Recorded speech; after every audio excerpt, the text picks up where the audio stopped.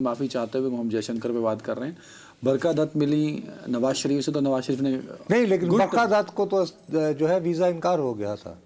हाँ, वो बेचारी को वो नहीं वीज़ा इनकार कहाँ से हो गया, वो पहुंच गई हैं लाहौर से शायद। ओ भाई, 30 भारतीय सहाफ़ियों ने वीज़ा मांगा था इस कॉन्फ्रेंस के लिए, उसमें गालिबन 13 या 14 को इजाज़त मिली, जिनमें बरका दत्त शामिल नहीं थी। तो अगर शामिल नहीं तो फिर लेकिन उसके बाद ये कि मियाँ साहब को उसने कहा होगा कि जी मैं आना चाहती हूँ, तो सुना है कि जाती उम्रा से उनकी सिफारिश की गई। पता नहीं आते हुए पठूरे लाई हैं या नहीं वागा से, ये मैं वैसे कह रहा हूँ। लेकिन जर्नलिस्ट जो लाहौर गई, बाकी 13 सीधे वागा से रिंग रोड से होते हुए मोटरवे और Islamabad. It's a good scoop for her. She is a good, मेहनती, डेडिकेटेड जर्नलिस्ट है, मेहनत करके आई है। कोविड के दिनों में दिल्ली से कलकत्ता तक उसने हर जगह की खाक छानी, और बहरहाल उसने एक बड़ी स्टोरी बनाई है। मियां साहब नवाज शरीफ साहब ने एक मैसेज दिया जो उन्होंने अपने मौजू पे भी किया है कि मैं और हम चाहते हैं कि हम और नरेंद्र मोदी मिल बैठे। हमसे क्या मुराद? अब ये तो आप ही बताएंगे ना, मैं मेरी इतनी औकात, मैं तो मेरा भरा छोटा ये तो नहीं होगा। हमसे मुराद पाकिस्तान होगा ना, वो जाहिर है कि इतना गैर जिम्मेदाराना नहीं। बहरहाल, लेकिन मैं सिर्फ ये कह रहा हूँ कि अगर यही एक, देखिए, सीरियस इशू है या नहीं, मौसमियाती तब्दीली की वजह से क्या हमारे खित्ते में, इस बहुत बड़े इलाके में, यहाँ तक स्टडीज़ हुई हैं कि लोग इस बात पे मजबूर हो जाएंगे कि तारीख़ में आर्यन और वहाँ से आते थे ना, यहाँ से ऊपर जो है नकल मकानी शुरू हो जाएगी पानी। सही कह रहे हैं। दुनिया भर की रिसर्च सब ये कहते हैं कि पाकिस्तान 5वां मुतासर तरीन मुल्क है क्लाइमेट चेंज का। अब उस हवाले से हम कम से कम यार कुछ बुनियादी नुकात पर, और वो उस वक्त तक हो ही नहीं सकता जब तक कि चीन, पाकिस्तान और इंडिया, और बहरहाल इस वक्त दुनिया में आबादी के एतबार से अब इंडिया सबसे बड़ा मुल्क हो गया है, चाइना से बड़ा, यानी 5-6 उनके अफराद ज़्यादा बढ़ गए होंगे, और चीन दूसरे नंबर पे। तो यार अगर ये दोनों ममालिक हमारे साथ, हम तो उन दोनों के दरमियान सैंडविच है ना, तो अगर ये हम तीनों बैठ के कोई स्ट्रैटेजी नहीं बनाएंगे तो फिर लोगों के अंदर ये सिनिसिज्म आता है कि यार ये कॉन्फ्रेंसेस क्या हैं, बस मेल मुलाकातें। बट आप ये तो है, लेकिन जेन्युइनली मैं महसूस करता हूँ कि इट्स एन इवेंट, और इस इवेंट को इतने अरसे के बाद इतने बड़े पैमाने की, बहरहाल, और दूसरी एक इम्पॉर्टेंट बात हमें फरामोश नहीं करनी चाहिए कि इस कॉन्फ्रेंस में शिरकत के लिए ईरान के वज़ीर ख़ारजा भी आ रहे हैं, मुतफ़क़ हैं, और ईरान और इजराइल के साथ जो कंडीशन चल रही है। तीसरी बात आपको हरगिज़ नहीं भूलनी चाहिए कि ये तंजीम जब कायम हुई थी तो उस वक्त अमेरिका को इससे कोई इतना मसला नहीं था।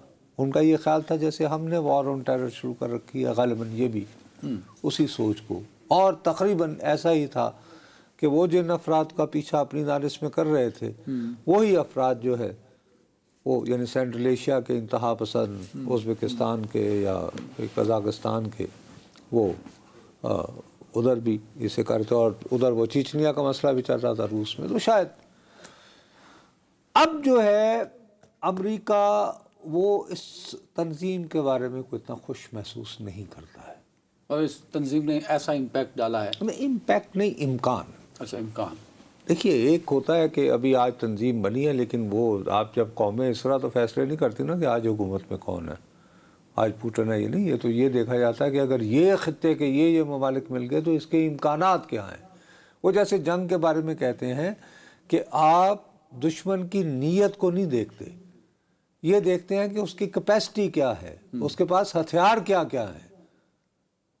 तो भाई कल को हुक्मरान कोई भी हो तो उसकी नीयत भी बदल सकती है। प्लेयर्स हैं वो कौन कौन आपको नजर आते हैं?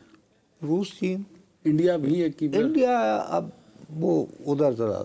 मैं देख रहा था कि नरेंद्र मोदी ने पिछले 3 सेशन में वो एक दफ़ा आए हैं, वो भी वर्चुअल, फिजिकल नहीं आए। वो उनका रूस के साथ चूँकि उनकी एक इकनॉमिक एक है, काफ़ी डीप और पुराने ताल्लुकात हैं, तो वो रूस के साथ ताल्लुकात से उनको फ़ायदा भी है। अब ख़ास तौर पर बहरान के इन दिनों में जब तेल का मसला है पूरी गरीब मुल्कों के लिए, तो अज़ाब है ना, और यही गंदम का भी एक मसला तो है। खैर, लेकिन उन्होंने गंदम में तो ख़ुद कफ़ील हैं अपने यहाँ से, उन्होंने गंदम एक्सपोर्ट पर पाबंदी आयद कर रखी है इंडिया ने।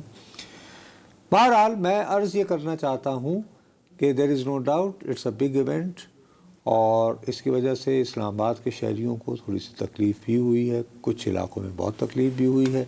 लेकिन जो हमारे हालात हैं, क्योंकि बाकी इन ममालिक में दहशत गर्दी की उस तरह की या पोलिटिकल मामलात की नहीं है जैसे हमारे यहाँ, तो अगर एक बड़ा इवेंट इतने अरसे बाद हो रहा है तो हमें खुले दिल के साथ, फयाज दिली के साथ उसको बर्दाश्त कर लेना चाहिए, Very क्योंकि वही बात इसके इम्कानात को जहन में रखते हुए। ताकि एक बड़ा इम्पैक्ट दुनिया में भी जाएगा कि और इसमें पाकिस्तान एक अगर अहम बात यह है कि चीन के वज़ीर आज़म ने इसको महज इलाक़ाई तंजीम के इजलास तक महदूद नहीं रखा है। वो तो bilateral उनका एक दिन पहले आके उन्होंने ये पैगाम भी दिया है कि मैं पाकिस्तान का दौरा करने भी आया हूँ। हाँ ठीक है, सही। सो तो उसमें भी हम कई मुहादे में ना, आज उन्होंने वर्चुअल इफ्तिताह भी किया उसका, मुख्तलिफ हुए हैं जिसमें गवादर का कई भी है, MOUs भी कोर्ट का साइन भी हुए है।